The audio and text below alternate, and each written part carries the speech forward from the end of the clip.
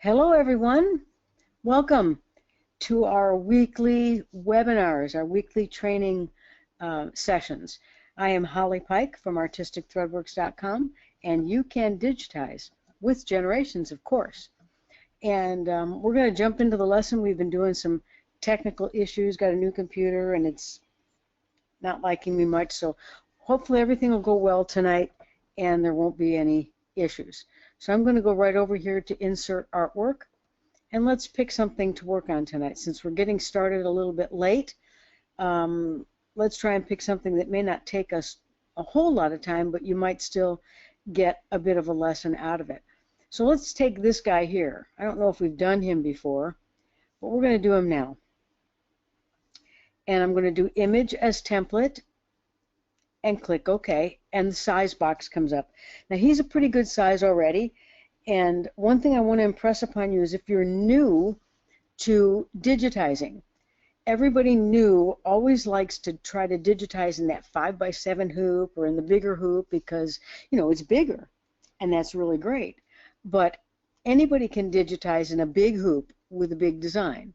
The challenge is to learn to do it in a 4x4 hoop, because you're limited. You have to learn how much I can cram into that 5-pound sack of potatoes without the potatoes starting to overflow or without you having problems with the details. So I'm going to leave this at 92.8 millimeters, which is under 4 inches by 64, which is about 5.5 inches. I'm going to click OK. Now that's a little tiny, but that's okay. I'm not worried about that because when I actually work with it, I'm going to work at 400, so I'll be able to see those details. Now I'm going to hold my Shift key down because these 8 black boxes are there. I'm going to hold my Shift key and press the plus key until it darkens up so I can see that artwork a little bit more clearly. Now if I turn on my hoop, which is a 5x7 hoop, so let's go ahead and change that. We're going to go under View, View Preferences, to the hoop, and I'm going to choose 4x4 just to show you that this is going to fit in the 4x4 hoop. I'll slide it over there so it's centered. It will fit in the 4x4 hoop, and we can always resize when we're done. So the next thing I'm going to do, just to make sure I don't move my artwork accidentally, is I'm going to come up to Edit, and I'm going to click on Lock Artwork. Now, if I put my cursor on here and I left click and drag and hold, I'm not going to move my artwork. So that helps me to not nudge my artwork or accidentally, you know, bounce it out of the way and then have everything off registration.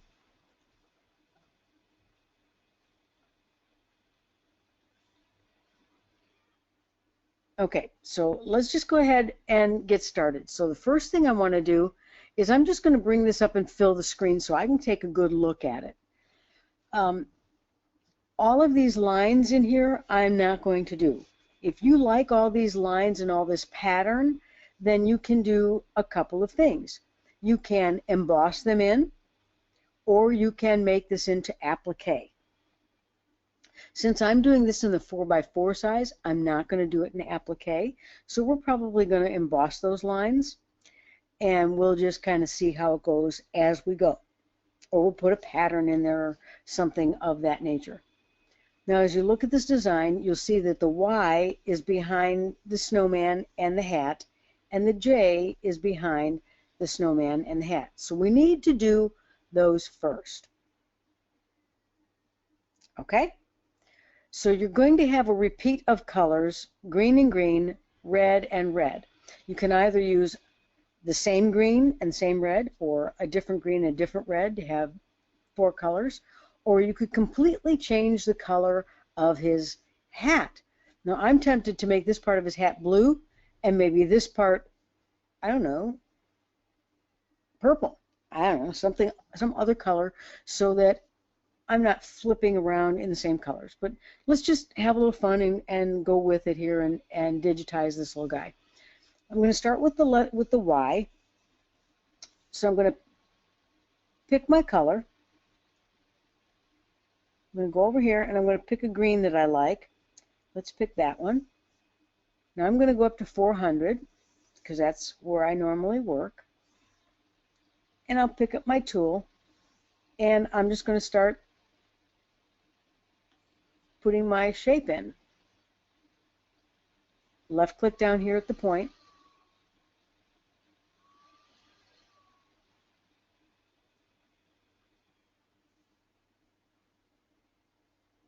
And just work our way around.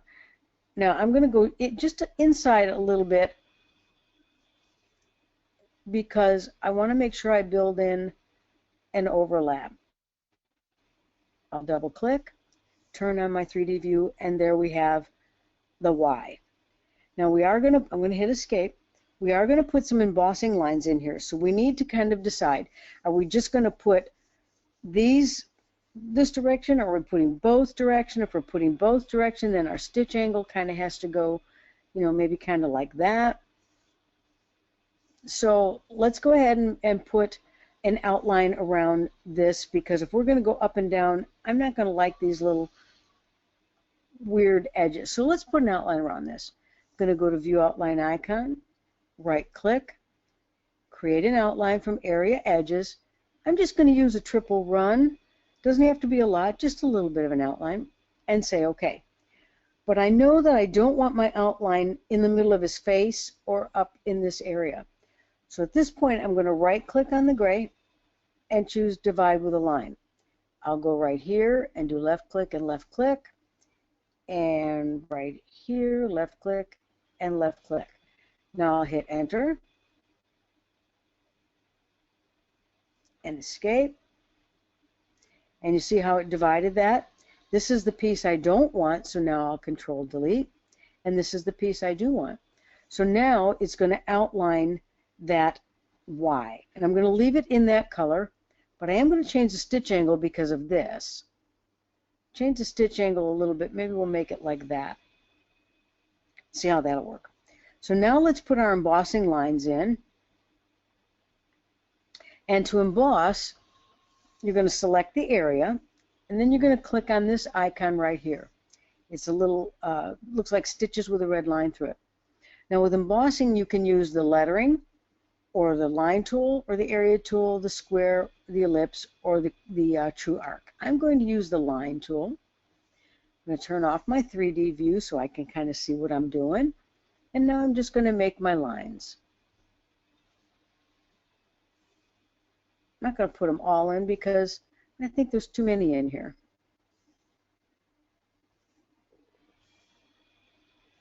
Notice I'm going all the way outside the area because I want to make sure that the entire area is embossed. Then you can just keep going. You should be able to go across here like that.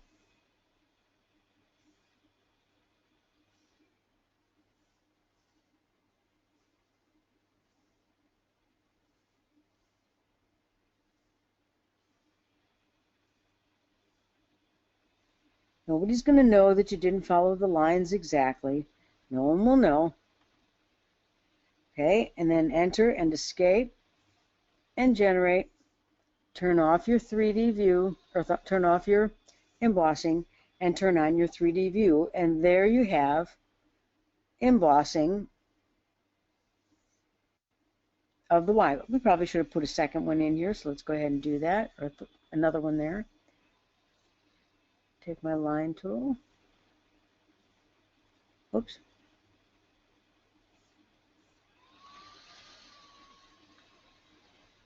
And Generate. Turn off the embossing and turn on the 3D view, and there's our Y. So that's kind of cool looking. You could definitely do applique with this, absolutely, but since I'm doing it in 4x4, I'm just kind of trying to keep it a little simpler tonight. Okay, now let's go and pick a red that we like. I'm going to pick my tool, go up to 400, and we're going to start and do the same thing over here.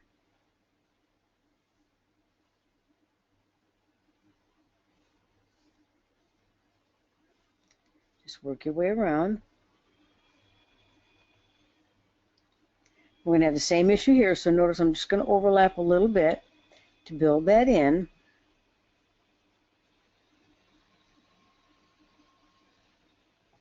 And there's our J. If I turn off the 3D view, we can see where we want to put our lines. Turn on embossing, go over and grab our line. Oops.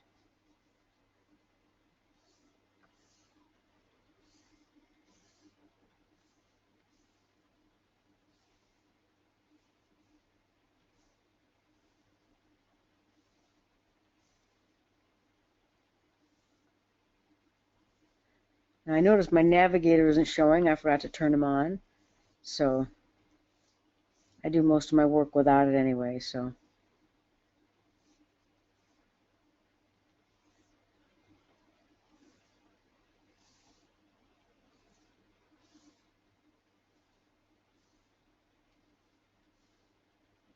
just kind of have fun with your embossing lines. It's going to look kind of cool when it's done. But remember that embossing does artificially increase the stitches. Okay, so there's the J-O.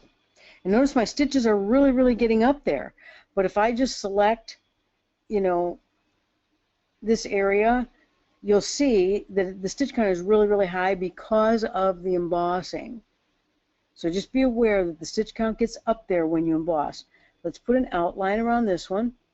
View outline icon, right click, create an outline from area edges, a triple run. Okay, but again, I don't want this part running underneath my design. So I'm going to right click right on the gray and divide with a line.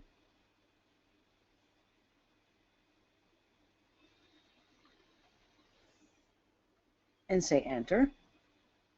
And this is the part I don't want, so I'll control delete. And now we're good to go.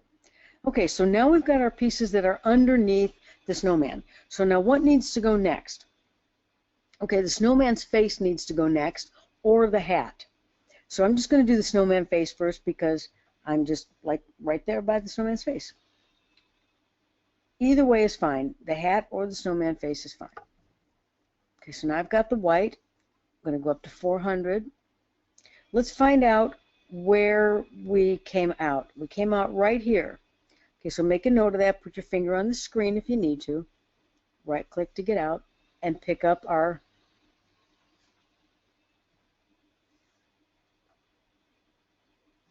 tool and choose the white, maybe.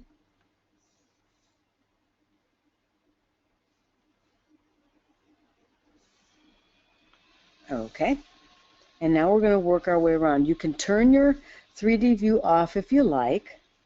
That's fine.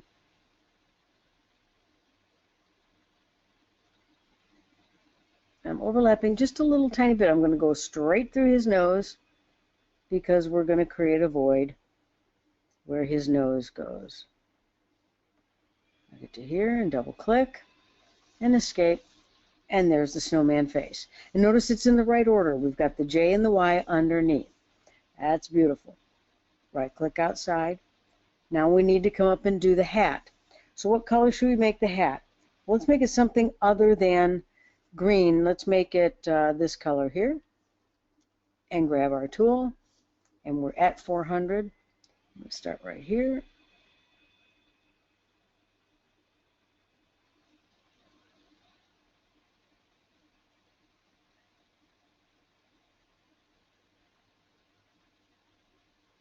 Overlapping just a little bit so that we don't have big gaps when push and pull takes into consideration when we're stitching this. Okay, so here he is with the blue hat, but look at our stitch angle. It's pointing at about 11 o'clock, and our stitch angle here is pointing the same direction. That's not good. That one's going 3 to 9, this one's going, that'll be okay. But these two are the same. So we've got to change that stitch angle for one of them. Otherwise, you're going to have too much pulling on that fabric going in one direction. And that we definitely don't want. Okay, now we're going to do the hat part of him. And let's see, what color should we make that? We'll go ahead and make that the green. We'll make it a different green. How about that? We'll make it a brighter green. We'll make it this one.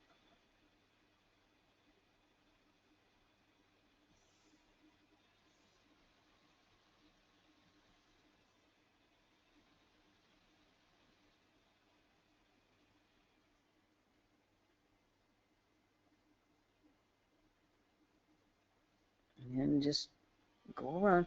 And I could have done all of this and then divided it with a curve and divided it out, but you know, sometimes you just need to do it manually to see what you're doing so that you know how to do it.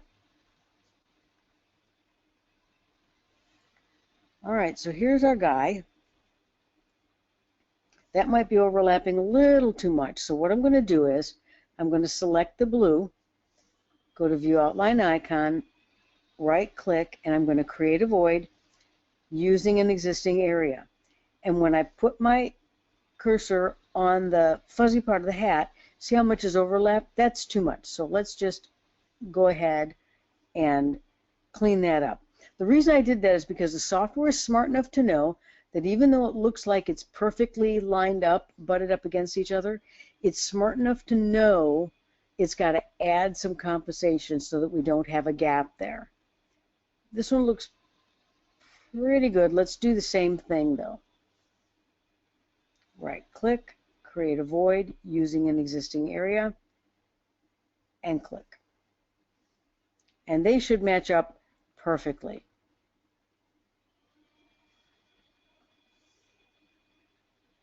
Let's do the same thing here and see if it doesn't mess up our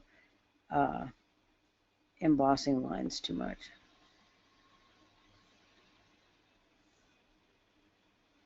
Okay, good deal. Same thing here. I like to make sure that I don't have a lot of bulky overlapping.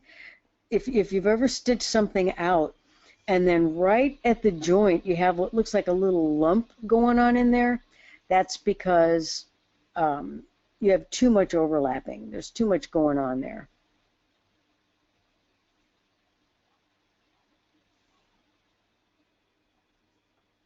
I'm just trying to change my stitch angle here. I'm going to put an outline around this. I don't really need it around the hat. I think it's well defined enough, but you could if you wanted to. Create an outline, triple run, and say OK. But I don't want this outline running right through the carrot nose. So what are we going to do? We're going to right click on it, divide with a line. Left click,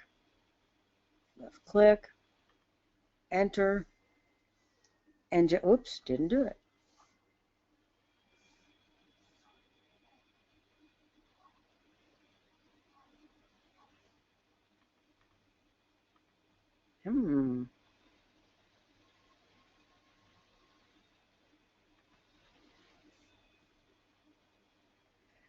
Stubborn, stubborn.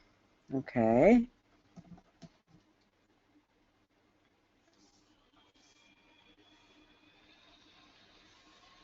Do it again. Sometimes you can be stubborn.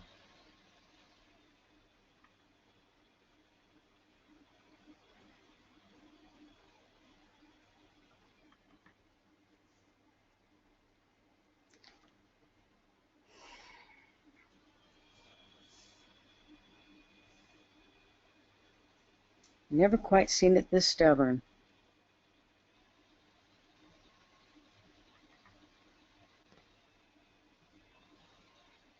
Let's try the curve.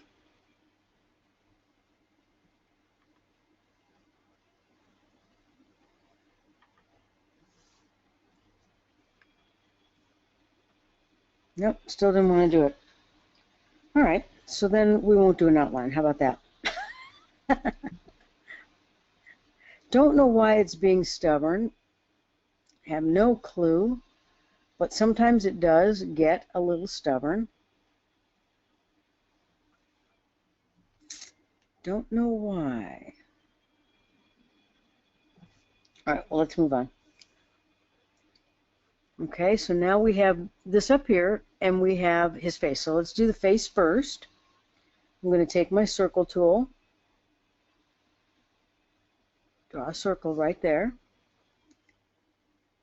And come over here to pink and grab a little pink. And I'm going to change this to spiral. And I'll hit my space bar. I'm going to change the density on the spiral. I'm going to make the density smaller. Okay, so I'm going to make it tighter.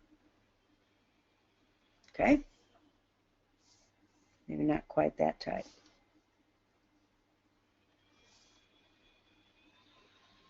Okay, and let's put an outline around it because we've got that odd little end. We're going to do a double run because it stitches in and then it stitches back out. Now, let's select them both, copy and paste, move it over here to where the other one goes.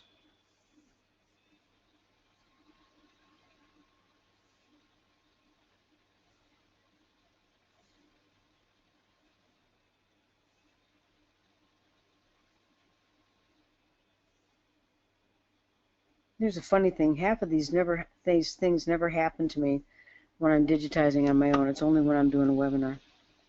Gotta love it. Okay, now we'll do his mouth, and for that I'm going to go down here and choose black and the line tool.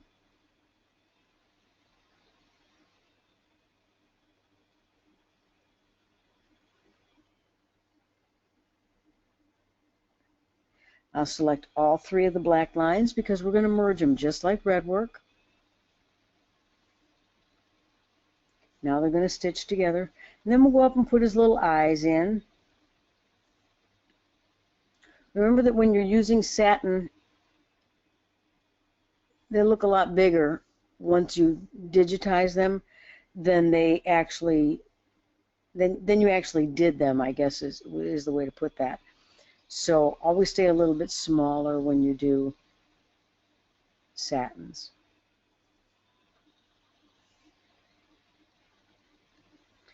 Right here, you see that? You want to click these scissors right here to make that jump stitch go away.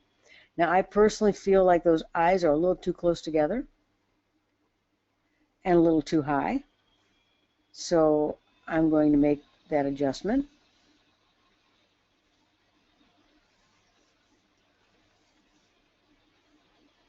Okay, now we'll do his nose. Let's go find a nice orange. This one will work.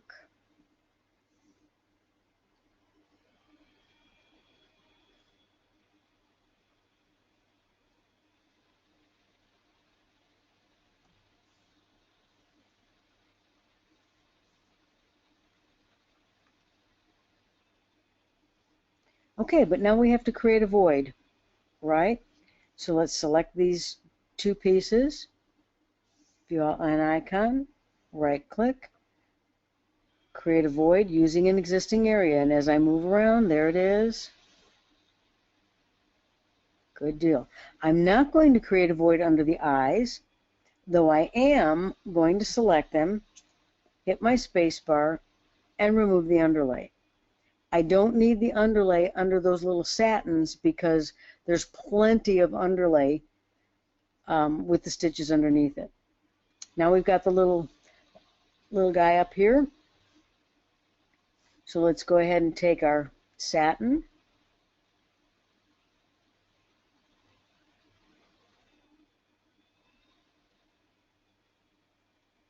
And if you've never made a circle, whoops, with your satin tool, you need to do this and try it because it can be a little tricky. Let's turn that white, so I'm just going to right click on the white. Now let's hit our space bar, and I'm going to use feather stitch and go into edit. With a satin, there's two sides to the satin, side A and side B. You do not have that with a fill, but you do have it with satin. I want to feather side A, which is the green side. I'm going to turn that on. I also want to feather side B, but not as much. So I'm going to turn that on and change that. And let's just see what we get. Not exactly what I'm looking for. So let's go back out and go back in and try again.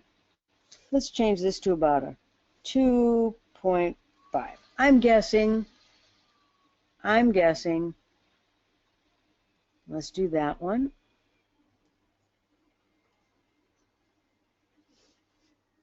You have to play with these sometimes just to, you know,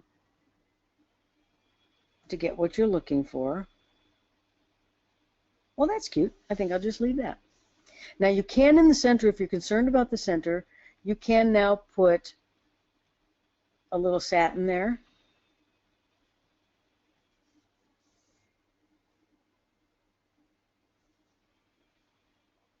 Change it to white. So basically, he's done. He's pretty much ready to stitch. Lots of stitches. What you're getting here, let's change the density here on this satin. Let's make this about 1.0. Better. Got lots and lots of stitches here in this design because you have a lot of filled areas. If I were going to do this design for a release, I probably would not do the embossing. I probably would do applique on at least the J and the Y, because this is an awful lot of stitches that you're cramming into a very, very tiny area. If I took all of the embossing out of this, let's just do that and show you how dramatically it will change.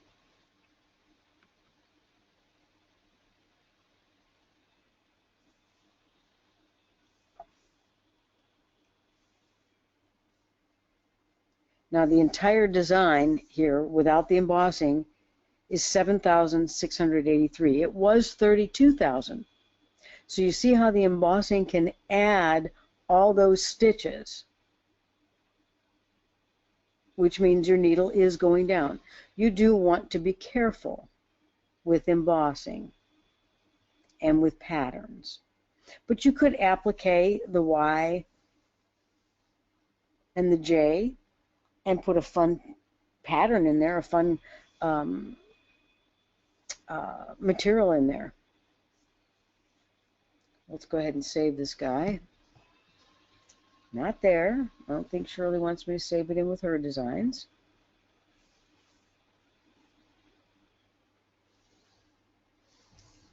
And we're going to do Joy, Snowman. And the artwork tonight is from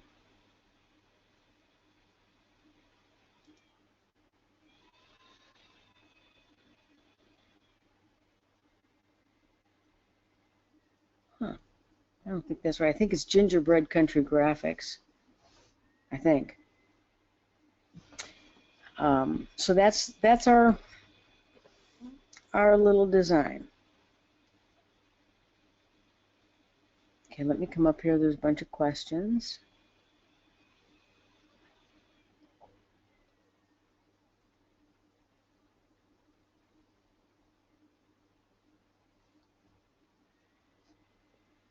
If you create a void and then change the direction of the stitches, does it create a problem since the software calculated the size of the void based on the push-pull generated by the original stitches? Great question. And no, you can go ahead and create a void and change the stitch angle without concern, because the program recalculates that logarithm. That logarithm is all completely recalculated, so there's no problem. I have done it thousands of times. It's perfectly fine to do that.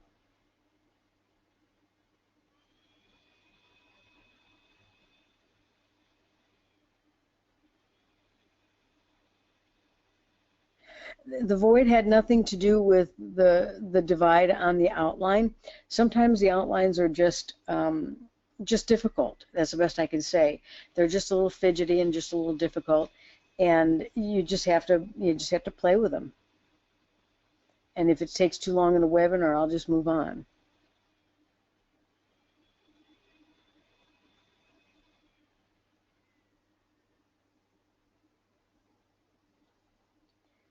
Would a circle with satin work to make the ring on jewelry for the findings? You would have to create freestanding lace circles, little bitty ones. I wouldn't do that for jewelry. I don't think it's will hold up. You could, yeah, Marianne, you could definitely applicate the Snowman instead of the JOY. Absolutely. Yeah, I didn't remove the artwork yet. I know. I'm going to do a final save, Sharon. Thank you.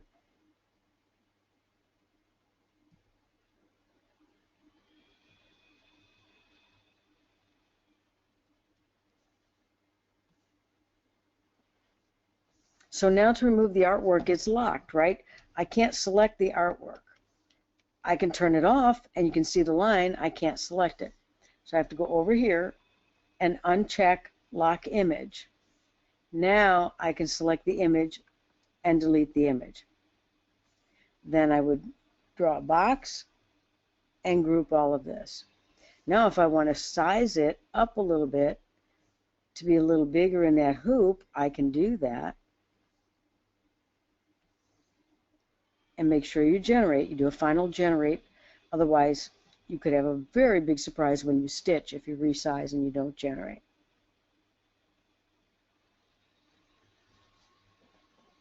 Any questions? I know this was a pretty basic webinar, but you're getting a lot of heavier digitizing with Karen and Maria. And that's what I want. That's what I want them to do, because some of you need that. Some of you are ready for that. But some people still aren't. We got lots and lots of new DQS people, so they need some of the basics as well. So we're trying to balance that out with letting Karen and Maria give you some more of the, you know, some more of the New York strip. And I'm going to keep giving you a little bit of the ground beef and keep it balanced.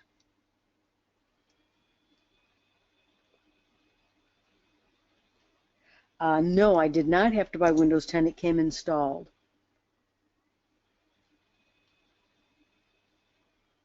Not impressed. I would prefer to go back to 7.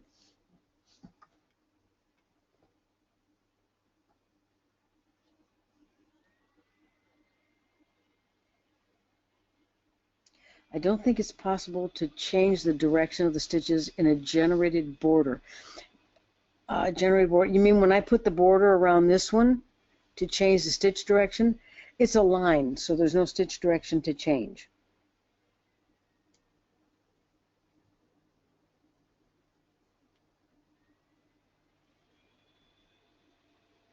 A satin border, you can change the, a satin border, remember Crystal or Cami, a satin border is really a satin line, okay?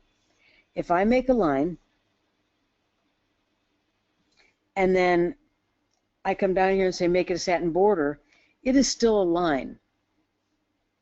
It is still a line.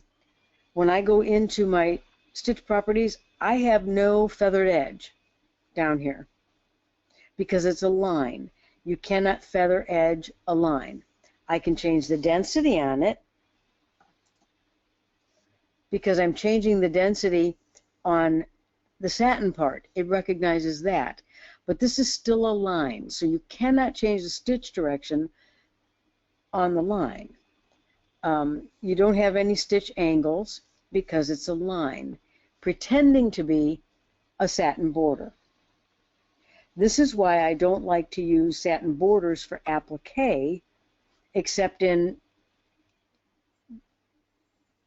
very select places, because you really don't have any control.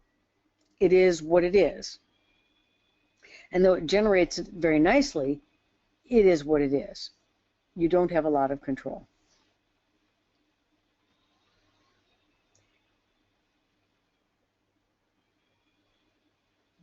Have you had the program lock on the new machine? I had the program lock once in the last week, and it had to do with I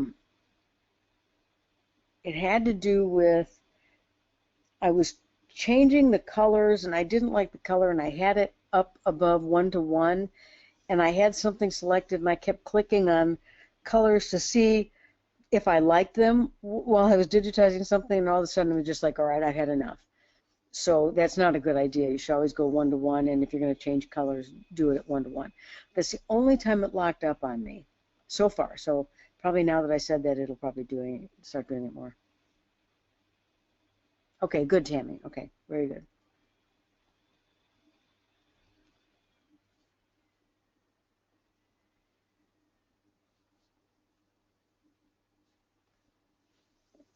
So far, Fran, I got my fingers, toes crossed, everything crossed. I still have my Mac sitting here.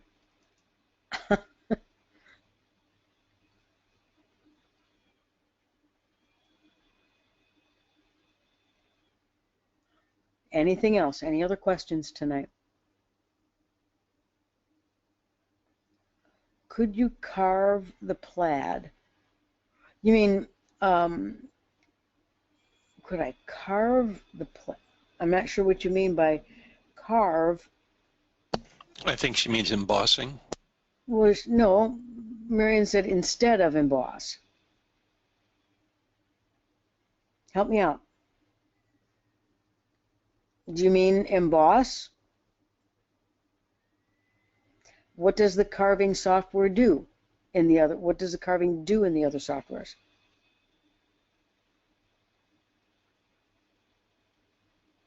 Marion, it actually is embossing. They just call it carving. It does make stitches, trust me, because the only way you can carve something in is to interrupt the stitch flow. So they call it a carving tool rather than an embossing tool, and it is putting stitch downs in. It is. You get the artwork when he puts the webinar up. Yeah, and they call it all different kinds of things and all different kinds of softwares, but basically it's the same thing.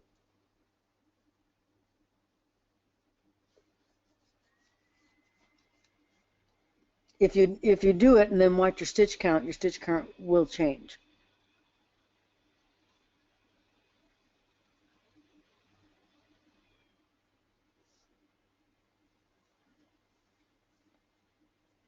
Marion, are you in the DQS program? Okay. All right. Anything else, folks?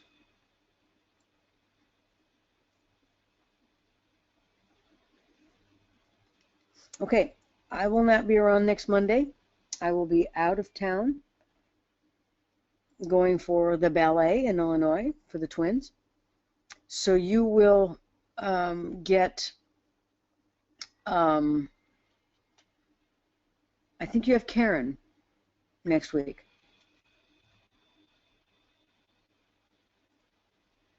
Okay, you mentioned teaching silhouette at the AEC. Are you going to be teaching how to use a studio program or something else? Will anyone be teaching how to incorporate HTV into a design, how to bring the embroidery file into the studio program and use it to make HTV file?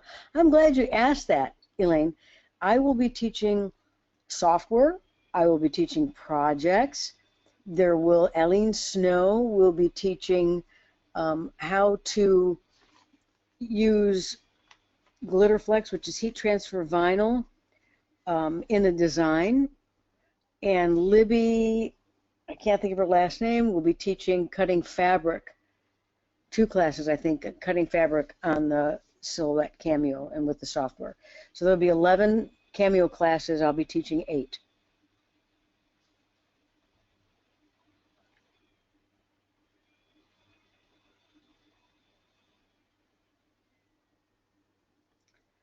Future requests, I'd like to see how to use the gradient. We've done several videos on the gradient, Tammy. I would suggest go to You Can Digitize on the left-hand side as you scroll down and look for gradient. There's both gradient fill and gradient shading. There should be some in there, but yeah, we can do some more.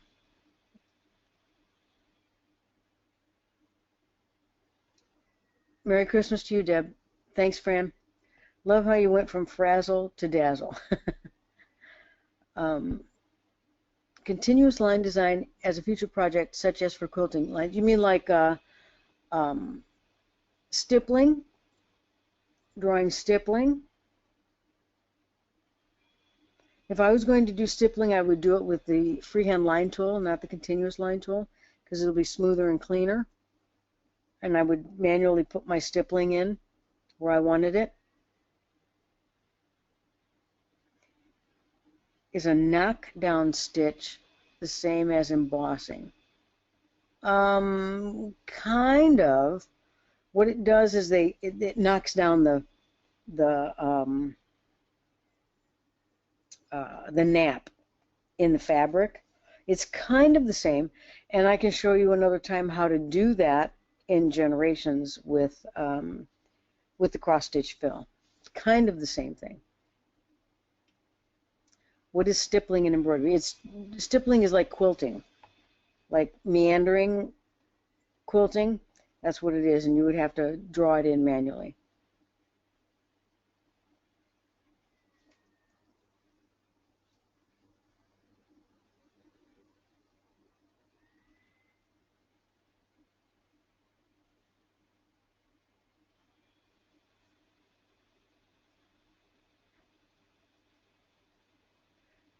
Well, it could be a webinar. It would be a lot like a Redwork webinar because that's exactly what it is. You would get your stippling or draw your stippling, scan it in, and then Redwork right on top of it in a single or double. I'd probably do a double run. It would be just exactly what it is, and that's Redwork. Exactly, but you don't go over lines like Redwork. So if you wanted to do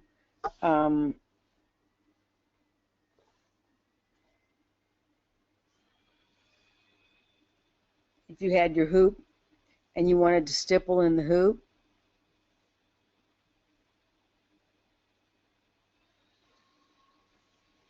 you would maybe start here and go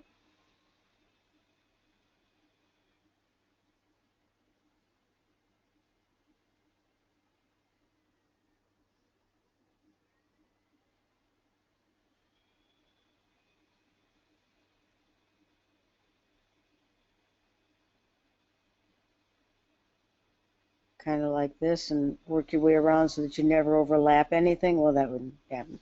But that's what stippling is. And then when you're done digitizing it, turn it into a run or a double run, whatever it is you want to do, and that would be the stippling.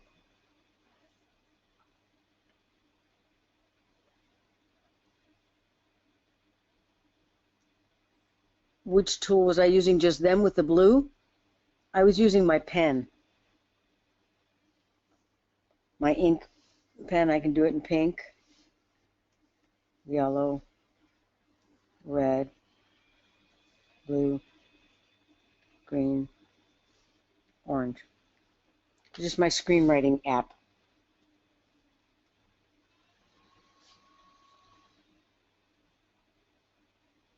You could stipple around an embroidery design.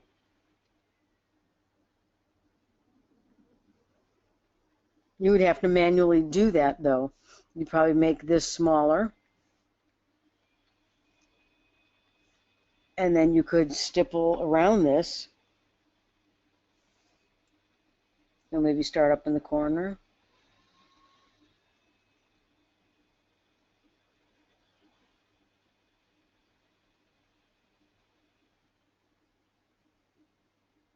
And work your way around it.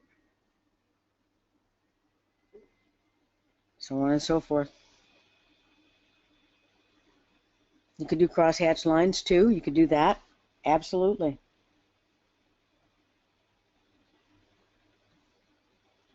Yes, yeah, I get that.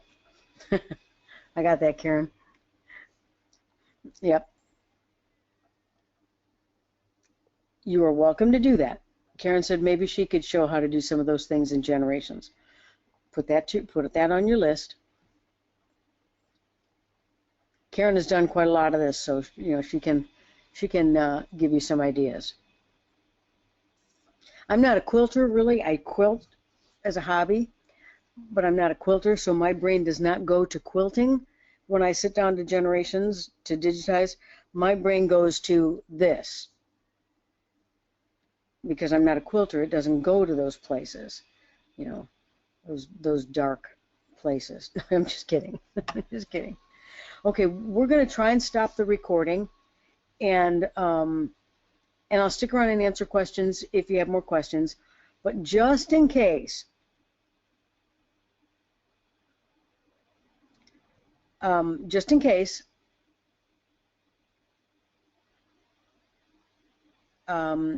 I will say goodnight just in case we lose the webinar.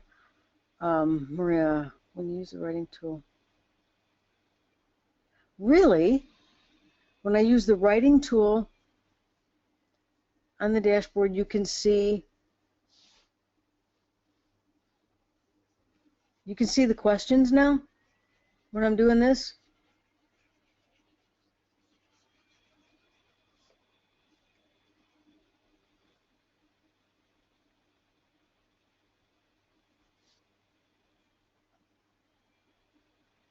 Huh, how fun is that?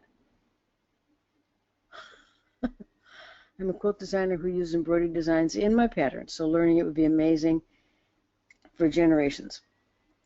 Okay, great. Well, yeah, if Karen can help you with that, that'd be great.